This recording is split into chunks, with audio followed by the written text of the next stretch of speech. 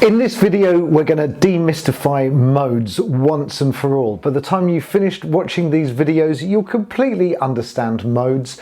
You'll have a list of all of the crazy names that are associated with them. You won't feel intimidated by them anymore, if you do feel intimidated by them, by the way. And you'll also understand how they relate to chord charts and how they can help you improvise. They are phenomenally important.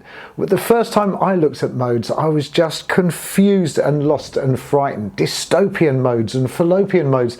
I mean, why? Why, who, where, when, and what for? You know, I just had all these questions and I just didn't get it. So if you do feel that way, that's okay. You're not the first person to be put off. And I think one of the things that puts us off are these crazy Greek names.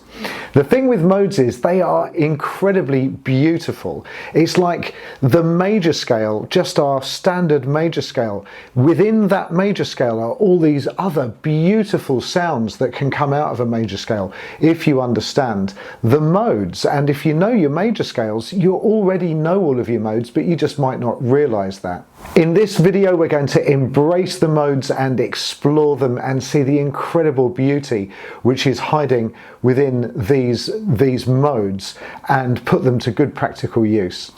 If you do understand modes, you'll be able to improvise through a chord chart. You'll understand chord charts much, much better. So first of all, let's just work on these horrible labels that are associated with modes, these Greek names. So the modes, where do they come from? Who invented them? Where did they come from? The modes, really, the modern modes that we know of today, come from European monks. It was the European monks in the Middle Ages who kind of hero worshipped and idolized ancient Greeks. And the ancient Greeks were pretty cool. They had really good medicine, they had really good philosophy, they had really good astronomy and maths, and they were also really into understanding how music actually worked and how to put it all together. And then the things that the ancient Greeks had studied were absolutely fascinating at this other point in time where the European monks got together and studied the things that the ancient Greeks had started. And it was the European monks that put these forms together. And it was them that came up with these crazy names. And that's why they sound crazy if you're an English speaker, because the modal names, Ionian, Dorian, Phrygian, Lydian, Mixolydian, Aeolian and Locrian, are really quite off-putting. I mean, it's just, but what they are old regions or tribes of ancient Greece. And the Greeks had their own set of modes, and the European monks took what they'd done. And what we've got today is as a direct result of the study that was done in the Middle Ages. So why are they important? Well, because they give us these beautiful sounds, which I'm going to demonstrate to you in a moment. And where would you use them? Well, you would use them when you're playing tunes, or if you're writing a song, you could use, I'm going to again demonstrate, you could use one of these modes in order to create your melody. You could build a melody off one of these modes, or you could build a TV theme song out of one of these modes, which again I'm going to demonstrate to you in a moment. What you're going to get in this video, I've written all of this out for you on a PDF which you can download just here. That's my gift to you. I've also got a series of chord charts which I'm also going to put in the description below for you to have a look at. And hopefully what this will do, this understanding of modes, will bring some clarity to what otherwise can look like absolute hieroglyphics. Again, the first time I looked at a chord chart, now I'm self-taught and I taught myself how to do this. So I didn't go to music school, I didn't really get it explained to me, and I had to figure it out for myself with some help from other people from time to time. But I found it massively scary and intimidating. Now I'm on the other side of that, mostly. You can explain it in really straightforward ways. So let's dive in. Before we do, if you like these videos, if you enjoy my teaching style, I really would appreciate it if you would subscribe to the channel. It helps the algorithm put my videos in front of other people that it might help as well. If somebody searches for sax tuition or sax videos, then YouTube will put my videos in front of other people if I've got lots of subscribers.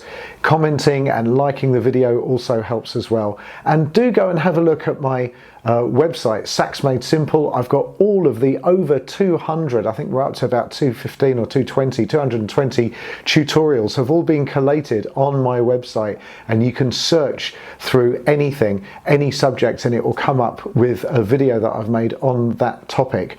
I've also got some brilliant tutorials on there which you can buy, help me pay my mortgage. It's all good stuff, so do go and visit Sax Made Simple. Right, let's dive in.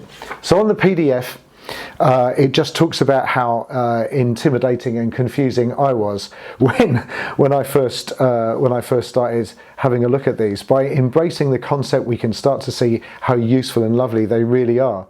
And it also helps with chord charts, which we've already discussed. So the first mode is our standard major scale, and I'm going to demonstrate on my alto sax. This is for alto and tenor, but just because I'm sitting down and filming, the alto is a little bit neater, and we're going to have a look in the key of C major and look at all of the modes that come out of C major. But this is applicable, of course, in any key. So the first mode of C major would be C major, and that has got a Greek modal name, and the name is Ionian, and the notes would be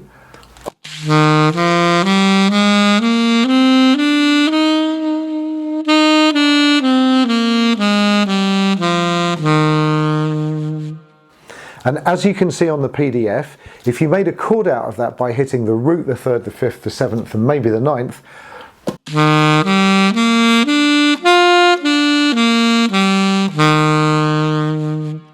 you can see that it's written down as C Maj 7, or sometimes C with a triangle. For some reason my computer didn't want to draw a triangle, but C with a triangle and a 7 is a very common way to write that down. And this sound is got lots and lots of uses, but very typically it's the sound of national anthems and nursery rhymes, or Christmas carols. Or tunes in general. I mean, descending the major scale from C, if I went back up a bit and then started coming down from the seventh, can you hear Fly Me to the Moon? Start on the sixth,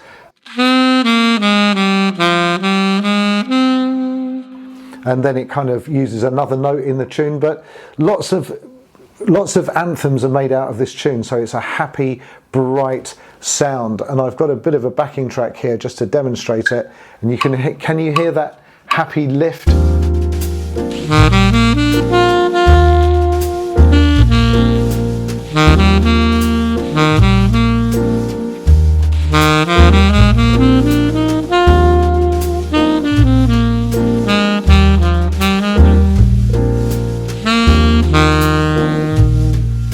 I'm home. So that is your Ionian sound. Now, if you take exactly the notes of C major, but start on a D and finish on a D, like this,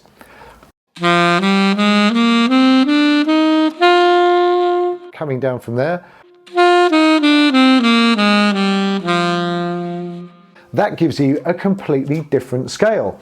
And we would call that your Dorian minor scale. The type of scale that it is, it's a minor scale, and the Greek name is Dorian, and this type of scale comes up all the time on chord charts. And for improvising, it's a very significant mode, the second mode of the scale. Now, sometimes people would say to me, but isn't it just the same bunch of notes? You know, so how come it's a completely different scale? And the answer is, outside my house, I've got a brick wall of several layers, 4 courses of bricks. Now imagine if I took all of those bricks down and cleaned them up and dismantled the wall, and now I created an arch with the same bricks, and then you come along and you go, hey Lyndon, that's a lovely wall you've got there. And I say, well, it's not a wall anymore, is it? It's an arch. And you say, well, it's the same bricks though, isn't it? Well, yeah, I know it's the same bricks, but now I've rearranged them and now they function differently. Before they were a wall. You could stand things on it, and now it's an arch. You can walk through it. You can't walk through a wall. So can you see that even though you've used the same materials, you've got a different scale? And that's the same for all of these modes. Even though you're using the same blocks, you're using the same bricks, you're using the same notes, because you've reorganized them, they function differently. And this is a very beautiful scale in my view, the Dorian minor. Yeah.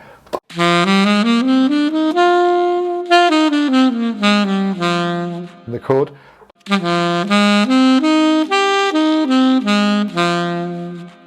And many people think that this is a less jolly and upbeat and happy sound. Have a listen if I play it with a backing track.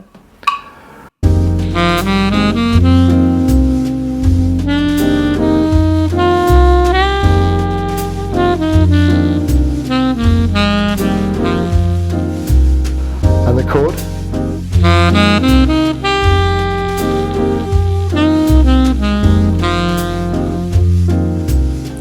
I mean, I don't really have to even throw it around because it just sounds so beautiful. So that is your Dorian. The next mode, the third mode of C major, is C major starting on its third note, gives you this beautiful scale. And the name of it is You Keep Your Beers in the Phrygian. It's the Phrygian scale. And it's just like C major, but starting on an E. Have a listen.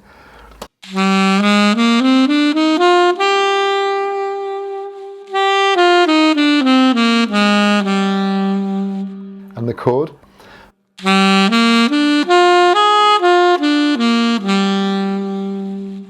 I think it's so pretty, so beautiful, and it reminds me of sketches in Spain.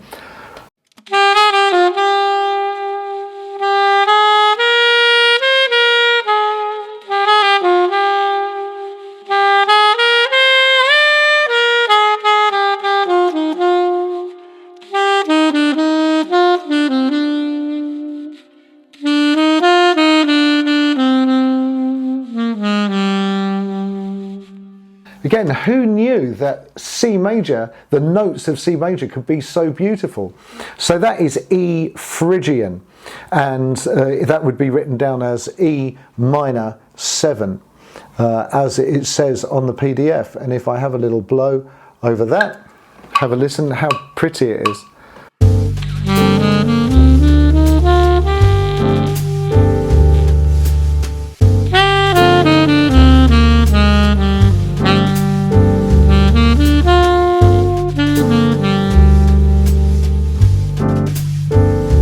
Such a pretty scale. Then the next mode, now I don't want you to remember the name of the next mode by thinking Linden mode. It's not Linden mode, it's Lydian mode. That's the fourth mode of any major scale, is called the Lydian mode. And it's just like the major scale, but starting on the fourth.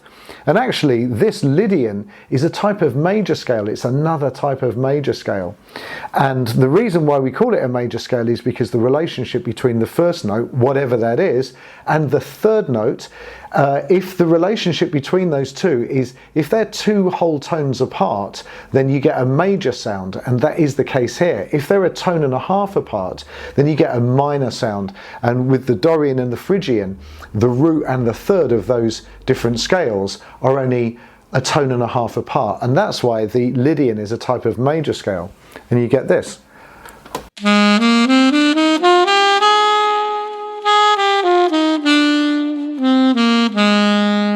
And I hung around on the fourth note, which is the note that is different to the regular kind of F major Ionian.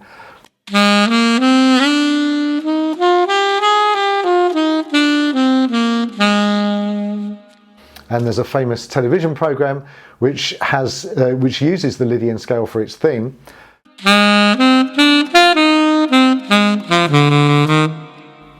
And that would be the Simpsons, and that funny note.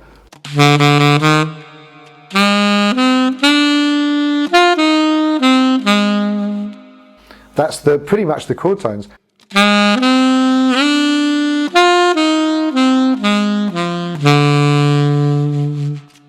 So very interesting scale, and for me it is a major scale that's got a kind of zesty, fresh kind of feeling to it.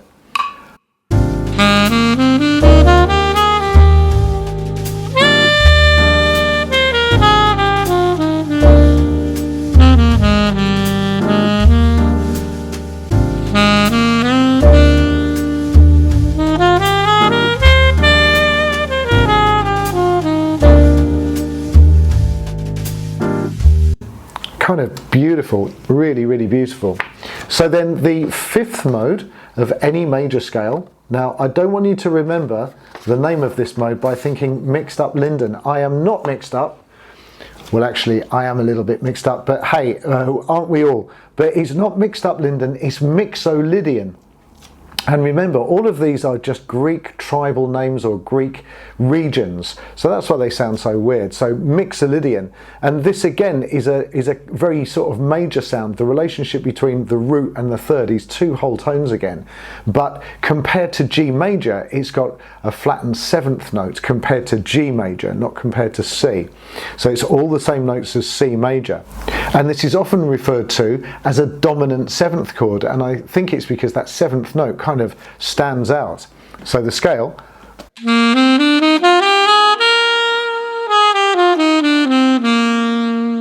and the chord.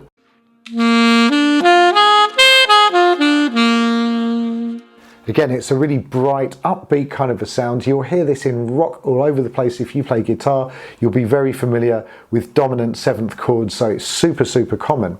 And it just turns up everywhere, so it's really useful to know. And that would be written down as G7. And let me play a little bit of that for you. So...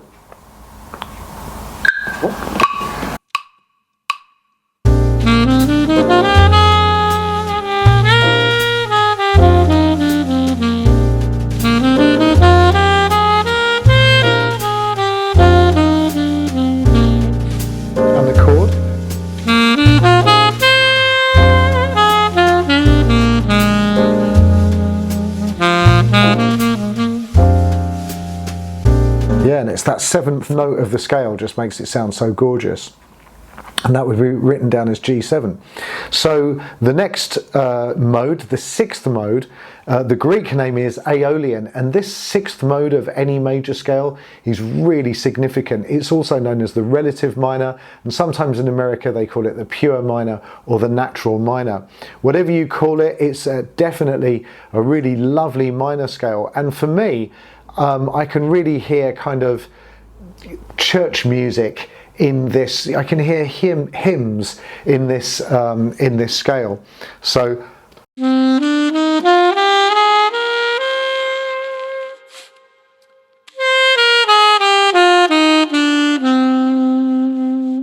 it's written down as A minor 7 and the chord tones.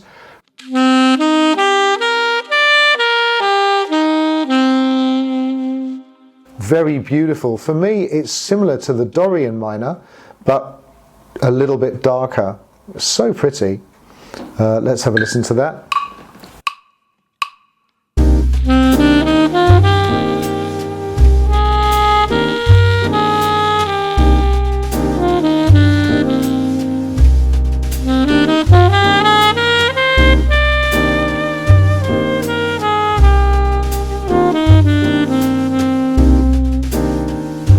And the chord.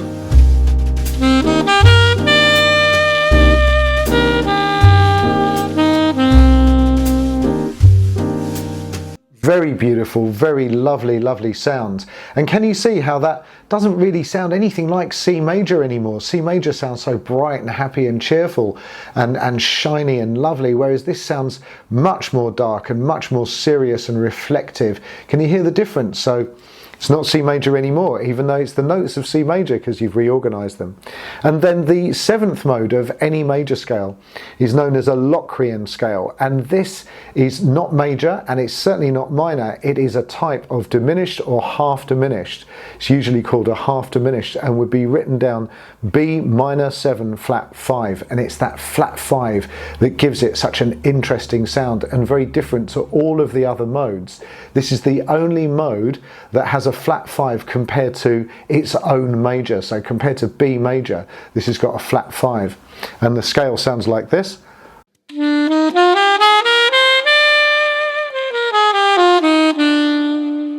chord.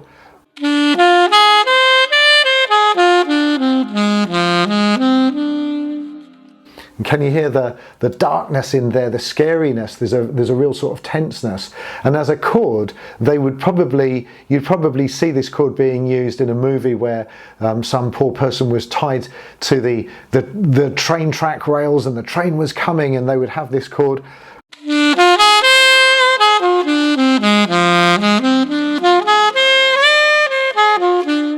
If you play those notes on the piano, B, D, F and A, you'll see what I mean. If you play it as a chord, it's very dramatic, very tense kind of sound, very unresolved. And let's have a little listen to that on this last bar. So look.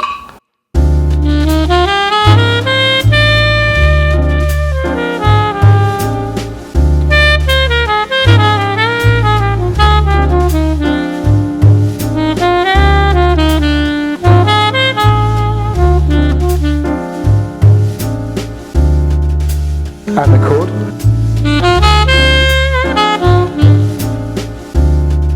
Mustn't forget the chord. Yeah, so doesn't it sound gorgeous? It's so pretty. Now, if we have a look at some of these chord charts that I've printed out for you, if we have a look at the 251 and see at the top there, that D minor, well, that's the second mode of C major, and the G7 is the fifth mode of C major, and C major is the first mode of C major, and that's where the 251 comes from. It's the second mode followed by the fifth mode followed by the first mode. And you're very welcome to have a look at this, and I've put it in the links in the description below so that you can download it. So that's, if you know that D minor 7 is the second mode of C major and that G7 is the fifth mode, then that takes all the pressure off, and all of a sudden you kind of understand 251s. The way that this works is that those first two chords build up tension, and then that's resolved on the C major, that beautiful sound that has so much relief in it, or the release of tension. Yeah, so that's a 251. I've also printed off just the chords of blue bossa here, and if you have a look at the first two chords, you've got A minor followed by D minor 7. If you know about your modes, you might think to yourself, well, D minor 7, isn't that the second mode of C major? Yes, it is. And what about A minor? Well, that's the sixth mode of C major. So couldn't I just use the notes of C major over both of those chords, but starting in different points and making sure you're hitting the root and the third, the fifth, the seventh of A minor, like I did on the backing track, and D, F, A and C? Yeah, absolutely. So yeah, so that kind of decodes that, and if you start to recognize these, chord charts will be a lot easier to understand. Let's have a look at the B flat copy of Autumn Leaves, which I'm going to put here, and can you see that you have another 251 at the top there on the first four chords, in fact. So you might think to yourself, well, isn't D minor 7 the second mode of C, as we said before? Yeah, and G7 is the fifth mode of C. C major is the first mode of C, but how about F? F major. Well, didn't we say that that could be Lydian, the fourth mode? And the fourth mode of a major scale is another major scale, and in this case it's not F major, it's not F Ionian, it's F Lydian. So could that be right? Yes, C, D, E, F. So all of the first four chords of Autumn Leaves now become something that I can understand and not feel intimidated by, because I understand my modes. So what I suggest that you do is to take your C major and explore these exquisite sounds and start thinking of them as completely different scales. Even though they've got the same notes, you've rearranged them and all the stresses and tensions are in different places.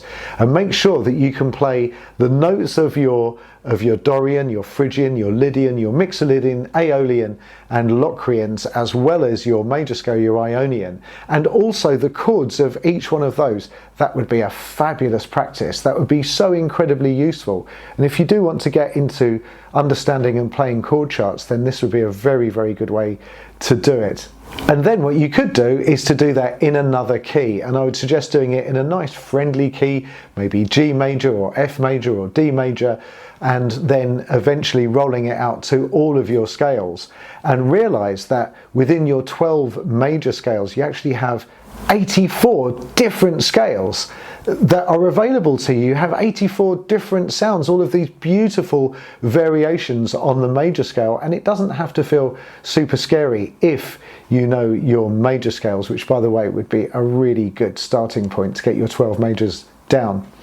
I really hope that you've enjoyed this video, and if you have, please do subscribe to the channel, and I'll keep making free content which hopefully explains things in a nice sax made simple way that's accessible to everybody. Go and have a look at my website. If you're not sure about your major scales, there's a major scale course that you can do which is pretty cool, even if I do say so myself, and everybody that's bought it has absolutely loved it. So it's a very, very good course, and we've got all kinds of bundle deals and really interesting things going on. Please also do put if you've got any thoughts about this video, put them in the comments below. I'd love to hear from you, and I'm looking forward to seeing you in the next video. Okay, take care. Bye